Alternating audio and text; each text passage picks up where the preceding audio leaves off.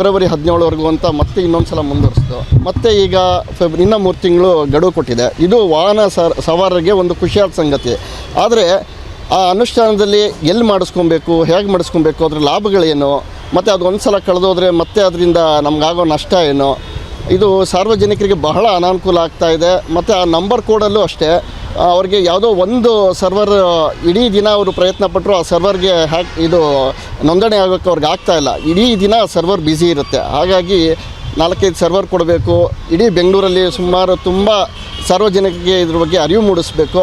ಮತ್ತು ಒಂದು 40-50 ಕಡೆ ಕೊಡಬೇಕು. ಈಗ ಬೆಂಗಳೂರಲ್ಲಿ ಬರೀ ಒಂದು 3-4 ಕಡೆ ಮಾತ್ರ ಇದೆ. ಹಾಗಾಗಿ ತುಂಬ ಜನ ಪರದಾಡೋ ಹಾಗಾಗಿದೆ.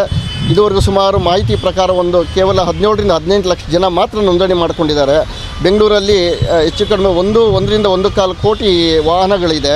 ಹಾಗಾಗಿ ಎಲ್ಲರಿಗೂ ಇದ್ರ ಲಾಭ ತಗೊಳೋಕ್ಕೆ ತುಂಬ ಸರ್ಕಾರ ಇದ್ರ ಸಾರಿಗೆ ಇಲಾಖೆ ಜೊತೆ ಕೈ ಜೋಡಿಸಿ ಜನರಲ್ಲಿ ಮೊದಲು ಅರಿವು ಮೂಡಿಸಿ ನಂತರ ಇದನ್ನು ಅನುಷ್ಠಾನ ತರೋದಕ್ಕೆ ತ್ವರಿತಗತಿಯಲ್ಲಿ ಇದನ್ನು ಮತ್ತೆ ಇನ್ನೊಂದ್ಸಲ ಎಕ್ಸ್ಟೆಂಡ್ ಮಾಡ್ದಿರ ಇದನ್ನ ಅನುಷ್ಠಾನಕ್ಕೆ ತರಬೇಕು. ನಟೇಶ, ವಕೀಲರು ಹಾಗೂ ಸಾಮಾಜಿಕ ಕಾರ್ಯಕರ್ತರು. ಸ್ವಾದಿಷ್ಟತೆಯ ಸ್ವಾದ, ತಾಜಾತನದ ಆಹ್ಲಾದ, ಉತ್ತಮ ಆರೋಗ್ಯ ಮತ್ತು ಹೆಚ್ಚಿನ ರೋಗ ನಿರೋಧಕ ಶಕ್ತಿಯ ವೃದ್ಧಿಗೆ ಈಗ ನಿಮಗೆ ಸಿಗುತ್ತಿದೆ ಉತ್ತಮ ಗುಣಮಟ್ಟದ ಪೌಷ್ಟಿಕಾಂಶ Shri Vaidik millet health mix. ಇದು ಸಿರಿಧಾನ್ಯಗಳ ಸಂಪತ್ತು.